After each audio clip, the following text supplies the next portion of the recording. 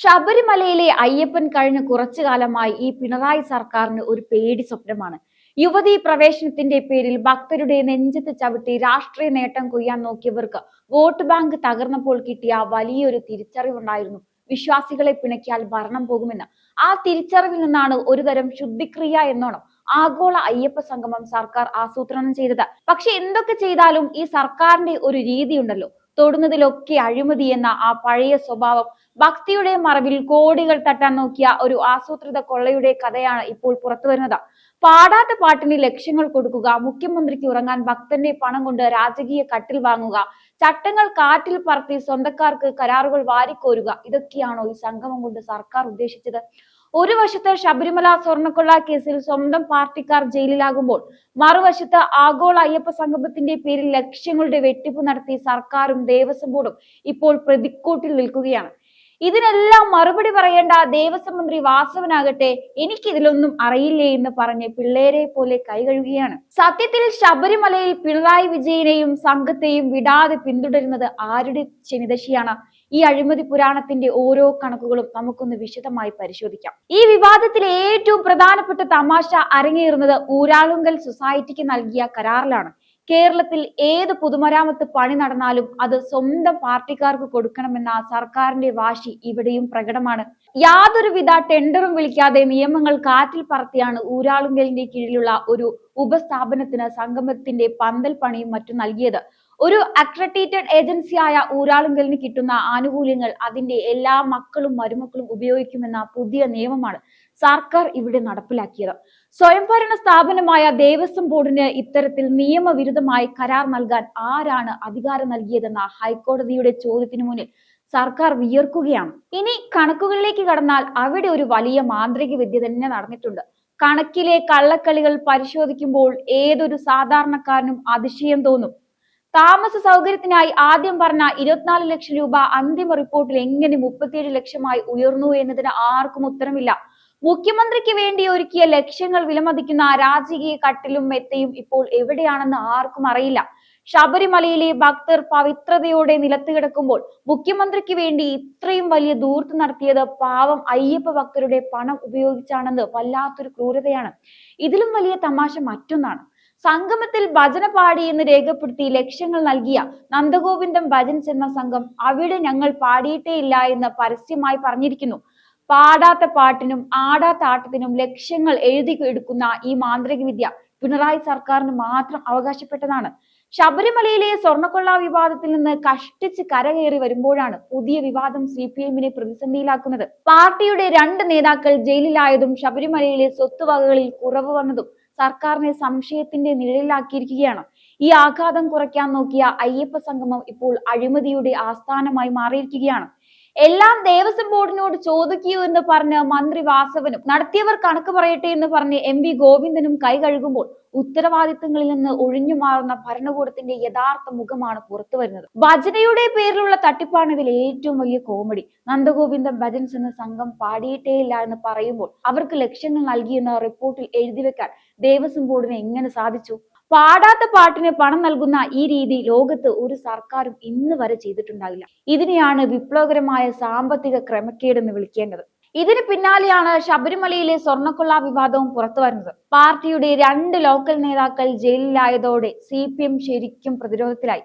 ഭക്തരുടെ സ്വർണം കടത്താൻ കൂട്ടുനിന്നവർ തന്നെ അയ്യപ്പ സംഗമം നടത്താൻ മുന്നിൽ നിന്നത് വലിയൊരു ക്രൂരത തന്നെയാണ്.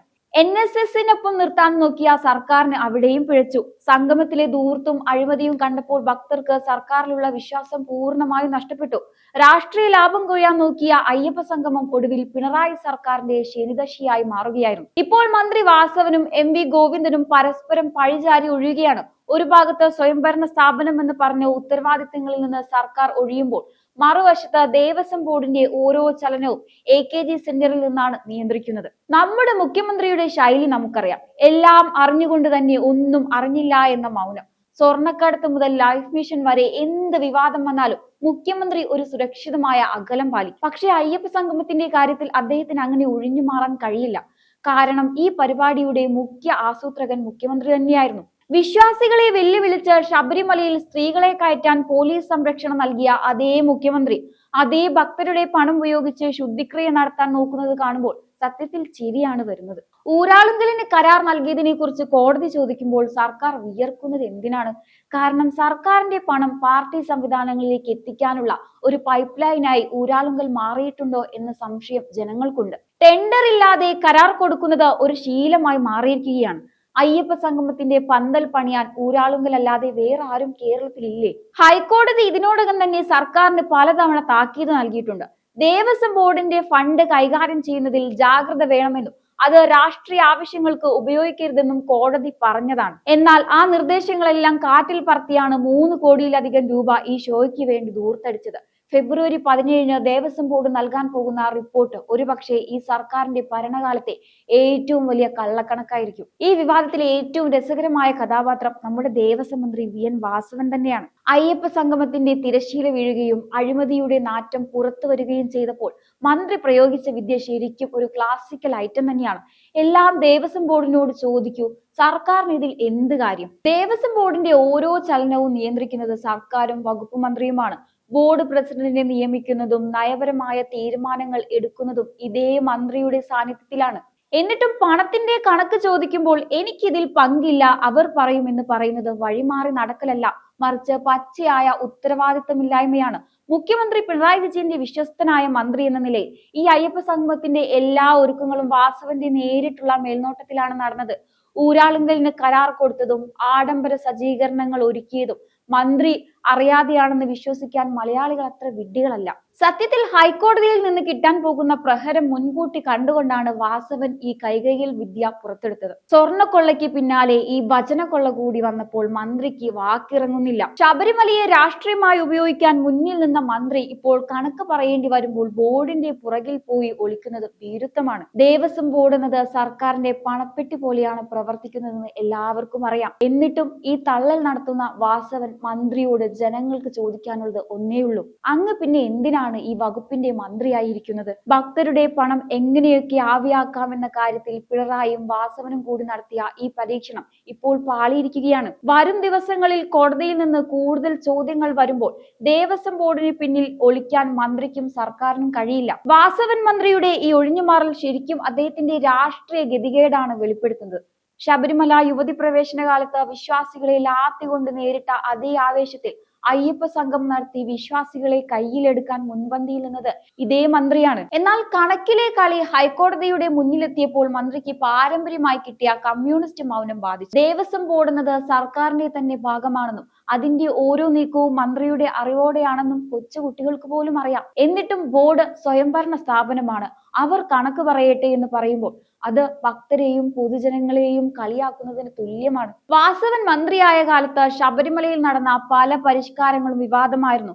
ഇപ്പോൾ അയ്യപ്പ സംഗമത്തിന്റെ പേരിൽ നടന്ന ദൂർത്തിന് മറുപടി പറയാതെ അദ്ദേഹം ഉരുണ്ട് കളിക്കുന്നത് ശരിക്കും ഒരു ശനിദശയുടെ ലക്ഷണം തന്നെയാണ്. മുഖ്യമന്ത്രിക്ക് വേണ്ടി രാജകീയ സൗകര്യങ്ങൾ ഒരുക്കാൻ നിർദ്ദേശം നൽകിയും ഊരാളുങ്കലിന് ടെൻഡർ ഇല്ലാതെ കരാർ കൊടുക്കാൻ മൗനാനുവാദം നൽകിയതും മന്ത്രിയുടെ ഓഫീസിൽ നിന്നാണെന്ന ആരോപണം ശക്തമാണ്.